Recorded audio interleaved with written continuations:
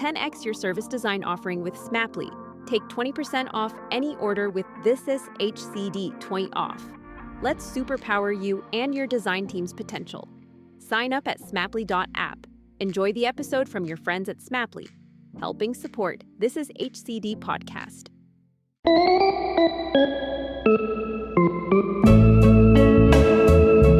Hello and welcome to ProdPod. We're a part of This Is HCD. We're bringing all human-centered practitioners real and honest conversations about product management. My name is Adrienne Tan and I'm the co-founder of Brainmates. Today I'm here with Phil Laufenberg. He's the CPO at Practera, an education software company in Sydney, Australia. We're discussing a quote that has been touted around in the product management circles for as long as I've been a product manager. And that, my friends, is a really long time. It's close to 20 years. The quote is by Henry Ford, and I'm sure most of you would have heard this quote before. It says, "If I've asked people what they wanted, they would have said a faster horse." Now, there's so much we can talk about that, so let's get started. Hi, Phil. Hello. Thank you for joining us today. Yeah, thank you for having me. Pleasure. Let's start by telling us a little bit about your product management career and what you love about being in product management. Yeah, so my product management career started back in Germany when I was still living there, and I had a few businesses that I set up in parallel to university to really immediately apply the theoretical knowledge that I got from business school and apply it to a real-world context of, hey, does that actually work? How can I use the things out of the books to have an impact in the world? And I've set up a few small businesses in Germany and eventually came to Australia where I joined the education technology company Practera in the first product role that they had. Since then, I was working with universities, either as lecturer or guest tutor, but also developed a learning platform with them to change the way we think about education. Drawing from that experience that I had developing products in my own small companies by applying the theory that I had to now develop a product that helps others to do that as well. And given that you've moved from your own small companies to a larger one such as Practera, what were the kind of similarities in, I guess, the product practices moving from, small to mid-size? Yeah, the core similarity, I think, is that understanding of the person you develop something for or you create something for. So understanding the customer and what they actually need. Because you can create whatever you want, and I've been guilty of that a long time ago, to do something that I liked and then went out and no one really wanted it, didn't work, so I did something else. That was when I was still learning throughout my university degree itself. Coming to Practera, same thing. Coming to any company that or other product managers that I'm talking to, also the same thing. Once we understand what the need is, what the customers need to help them achieve their goals or overcome their struggles, that's when you're onto something and when product is becoming successful. Excellent. A great segue to our conversation today. Now, we all know that, what's kind of popular, familiar in the product management space is the infamous quote by Henry Ford. If I had asked people what they wanted, they would have asked for a faster horse.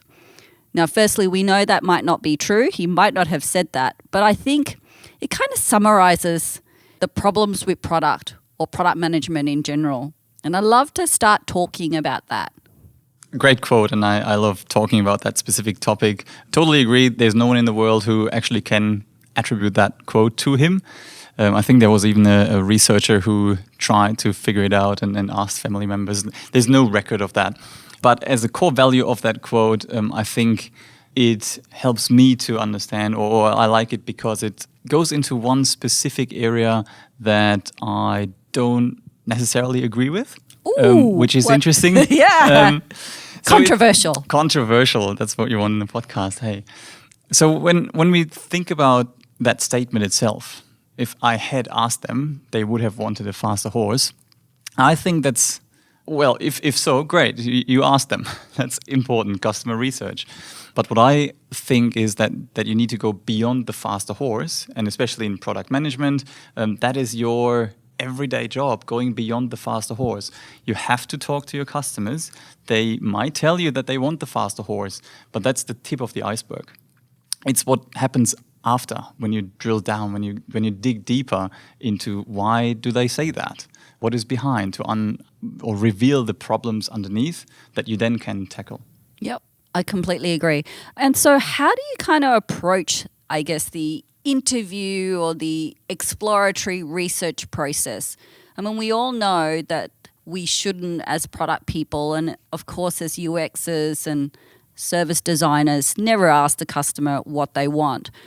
But how do we then kind of dig deeper and move beyond the surface conversation to figure out what the customer problems are?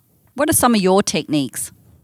Some of the things that I usually use when I'm sitting with someone actually in an interview situation is to, of course, don't start with the leading question, like, what do you want? Do you like this? Yes, no. Chances are they will say yes, because why should they hurt your feelings of saying, I don't like what you've just poured your heart into. So the standard things, you start with building some rapport, because later on, it's a tactic to later on enable them to open up to you a little bit, because you need to somehow get a connection and a relationship with your customer, even though it's maybe just half an hour, 45 minutes. So invest the time in establishing that.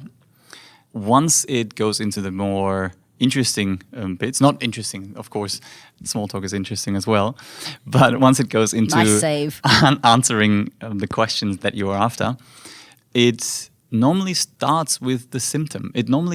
Very often it comes out as what they want.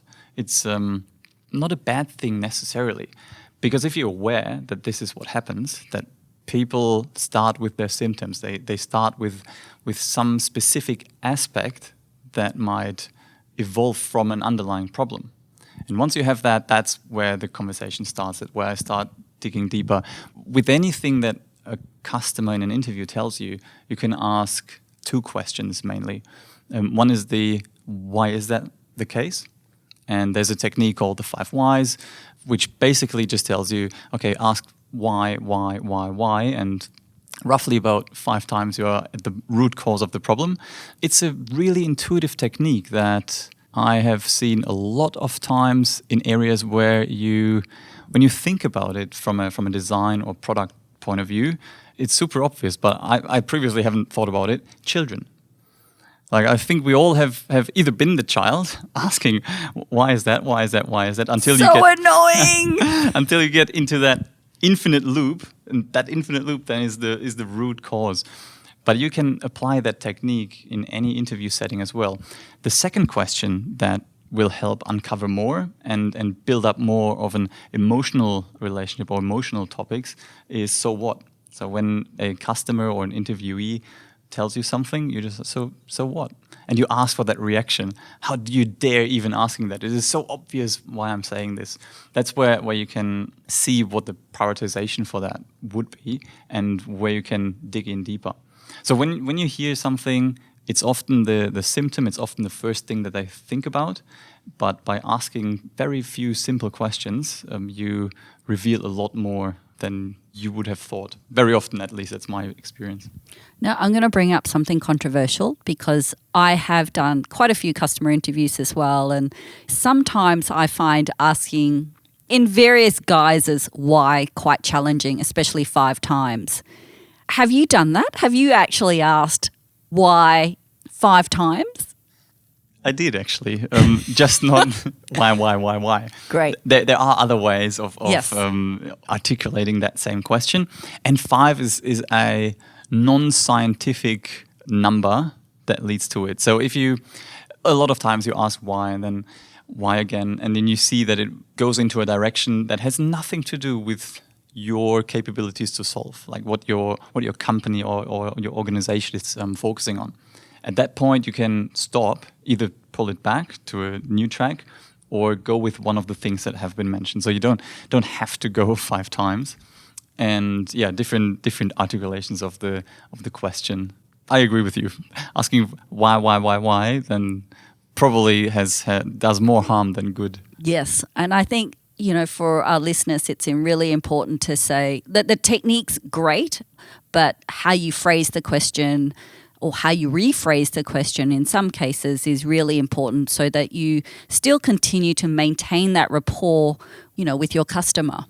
Absolutely. So when you get told something that might be an underlying problem, but you're not yet happy, you feel that there might be something else, or I am normally genuinely interested in understanding it. I think that's a big factor, because if you play the interest, if you're not authentic, then you have a hard time anyway to get to the bottom of it.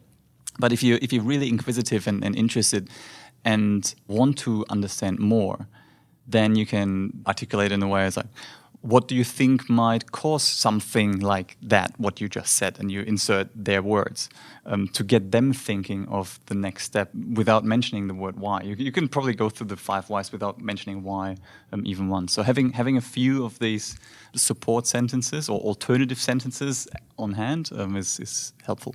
Excellent. Now I'm going to ask you the question in a different way, especially given the fact that we have sort of lean experimental kind of techniques available to us today. Do you think then we could essentially test out the hypothesis? If I asked people what they wanted, they would have said faster horse. Do you think we could test this out using a lean experiment? Depends on how slow the horse was of the person who said that. Well, let's forget the horse. I guess It's the concept, right? People have an idea about what a solution for them might be. And as product people, we use lots of different kinds of techniques, and the user research method is one way. But then potentially there is a way to kind of test out that hypothesis. Yeah, absolutely. I think the first step is to go into a customer interview at all.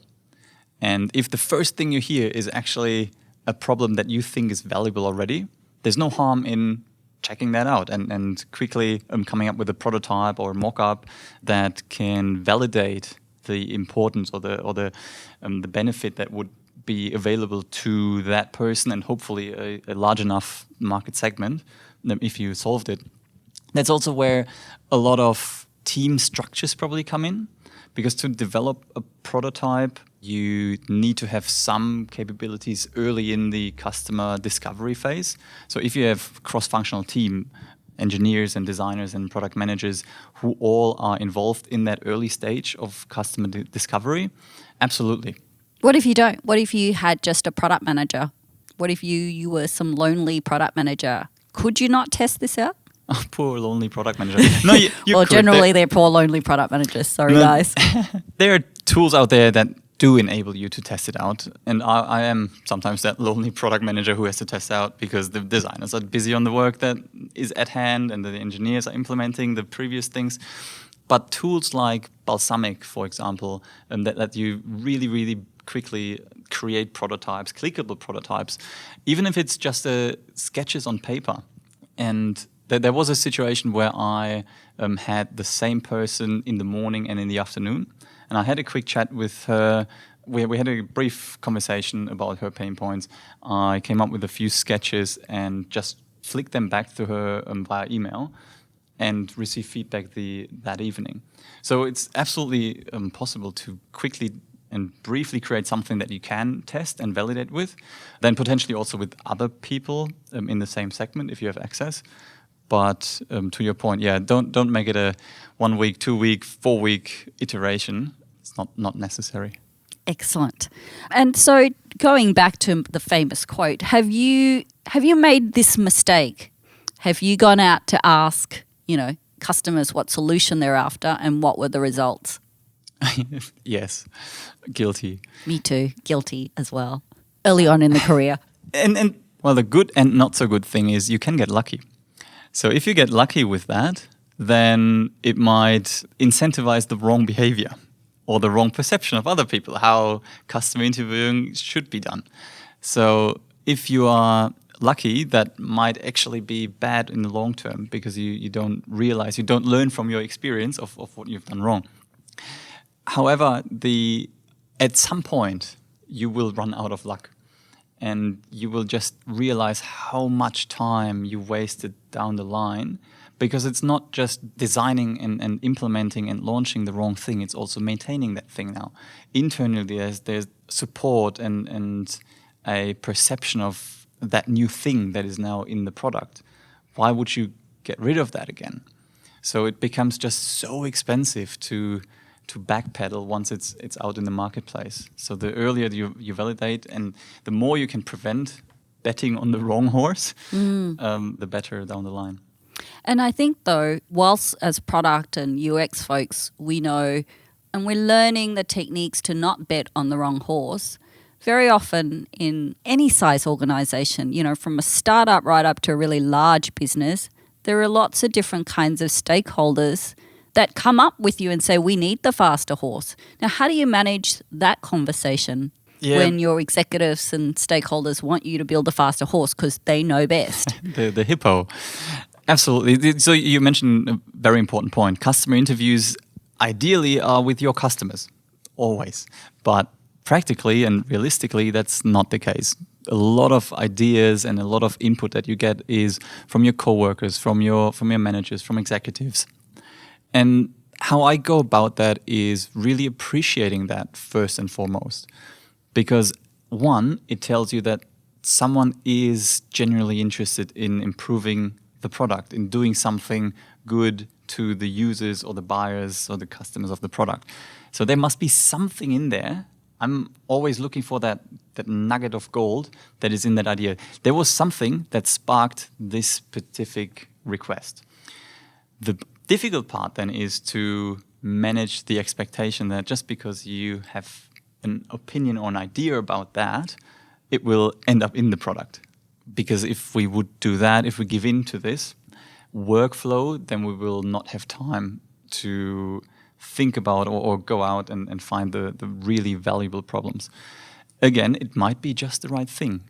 If you're lucky, you get told the right thing.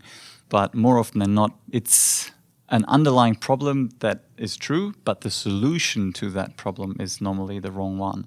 So what I do with stakeholders often is when they come up with an idea, I immediately try to change the conversation to the problem, like getting to the bottom of the problem by asking, why do you think that this solution would help and who would benefit from that?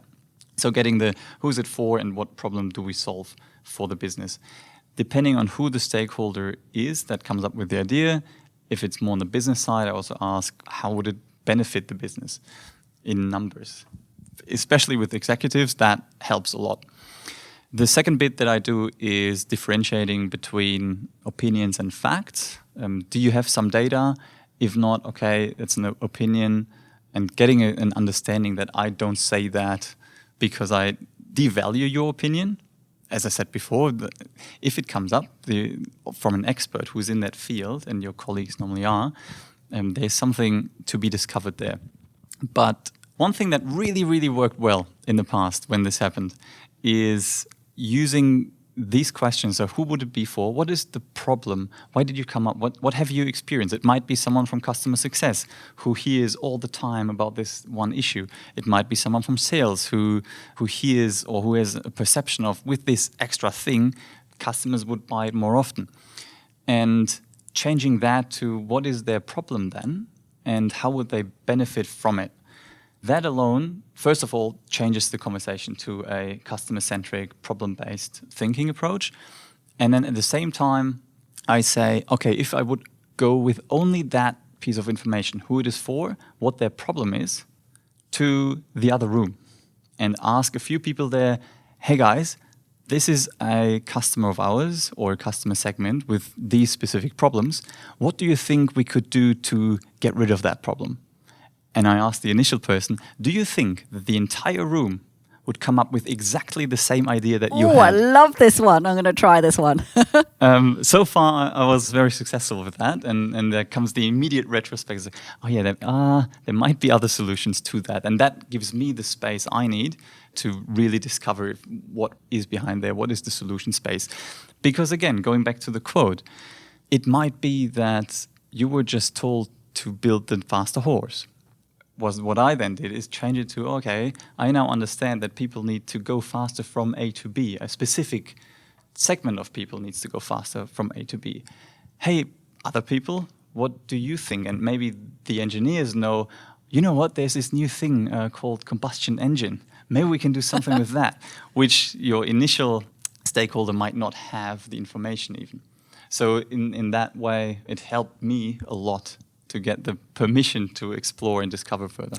And have you ever come unstuck by using this technique? You know, have you ever encountered someone that said, no, I'm really sorry, I don't want to answer that question, why don't you believe me? You know, any kind of negativity, and how do you kind of overcome that? At times, yes, it happens. There's so many different facets to that problem. First of all, okay, understand what is it just before lunch, and there's hangriness. Is it what's happening around in their lives? Especially when you're co-located, that's easier to get an understanding. Sometimes it's good to just acknowledge the fact and come back to it a bit later. You have a choice to debate at any point. So if you feel that there's a lot of negativity coming towards you when you push back a little bit and unearth, chances are it's something else is going on, and it's a bit of a venting, and that person would have a different opinion or would be able to communicate or go into a discussion with a more positive mindset when the environment or the context changes. So that's one thing that I would always think about first. Why is it such a debate, and why is there negativity in there? Because in the end, you're still going for the same goal. You're still working for the same organization on the same product, apparently, and that, hopefully, and that product has a vision and a mission. So you're all driving there. I go from the initial concept of everyone wants to contribute to that mission, to reach it. And everyone has their opinions, and everyone has their lives, and everyone has good days and bad days. That's number one. If it is, however, not that, and it's someone who is so convinced that it's the right thing to do, there are a few other techniques and methods I use to then go ahead with it. As you said before, it doesn't take long to create something that you can use a test, a prototype, a clickable something. And very often the stakeholders appreciate that as, yes, you have taken on their idea. Because from a debate to immediately push back, even if you know it's probably not the one, but it doesn't take a lot these days anymore to go with it and say, okay, I trust that with your experience that you had, and what I feel is, or what I've experienced is that people who are pushy on, no, but I know it's best, are the ones with a lot of experience in the field. So you should respect that as well, because the probability that there's something correct in there and something very valuable in their opinion is a given. So it's not that bad to then take it on, respect it, and again, be curious about what is behind that. And normally I then really want to figure out, okay, if I haven't thought about that, but someone else who is in that industry, in that environment for a decade plus, I want to learn how that person came to that conclusion. And I learned that by quickly doing a prototype, quickly talking to one or two people in the customer segment that is relevant, and unearth either I was wrong with my opinion, great, I learned, or we found something that's even more valuable, and I wouldn't go back and say you were wrong. I was like, I checked your idea, it was great, and by talking to our customers who pay for the product, we found something even better. What do you think about that? And continue the conversation to build the relationships, because otherwise you burn bridges right and left and center, and then you have a hard time going through in the future. It sounds like you have such an open mind and that you're calm and you're very patient. Would you describe yourself as that? And is that generally how product managers should behave? Leading question. Yeah. Oops. Thank you. I think you should be balanced. You should not get into heated debates when it's not necessary. Think about the people you work with, and you are all in your role and in a job working for a common cause, and make that your first priority whenever you think about something. Debate and different opinions about a topic are important. That's how innovation happens. If we are different, that means we explore different angles of the same problems. Often it's not worth to get angry or mad or lose the cool in those situations. And I also think it's something you can learn, and to become more resilient, become more understanding of when situations arise where it gets heated, and step in and be the moderator and facilitator of those conversations, if it's you and other people, or at least be mindful of what's happening. And I think everyone would definitely benefit from being calm and balanced in those meetings. Because in product, every product manager deals with a whole array of stakeholders, and you have to make decisions that normally don't please everyone. If you make decisions only to please everyone, your product probably won't succeed. So learning that skill of being resilient and being mindful and being able to be the calm product manager in the middle of the chaos is a good benefit, I think. Lots of wise words there, Phil. Oh, thank you. Thank you very much for your time today. And I think one thing that stands out for me is apart from the fact that, you shouldn't ask your customers the question, do you want a faster horse? I think the more important learning is focusing on the fact that everybody in the organisation hopefully is driving towards the same goal. And if you have that kind of common understanding, then, the heatedness, the potential angry situations can be calmed somewhat if we all know, believe, understand that we're all working towards the same goal. Thank you very much. Absolutely. Thank you. Thank you for listening to ProdPod. If you want to learn more about the wonderful shows on This Is HCD, we've got others, such as The Power of 10 with Andy Pullein, Bringing Design Closer with Gerry Scullion, and Ethnopod with Dr. John Curran. Please visit thisishhcd.com, where you can sign up to our newsletter, join our Slack channel, connect with other human-centered practitioners around the world. Thank you for listening, and speak to you next time.